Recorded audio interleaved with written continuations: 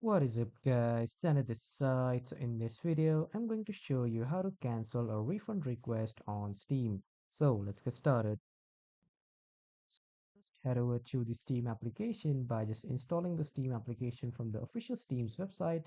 And after that, on the left side, you need to click on Help. And after that, when you click on Help, you need to click on Steam Support. And after clicking on Steam Support, a new window will appear of Steam Support. From here, you need to scroll on a bit and then you need to search for the issues and the features of the games that you are looking for. That when you find the game, just click on this game and then the game's help section will open. From here, at the bottom, you will see the button to cancel the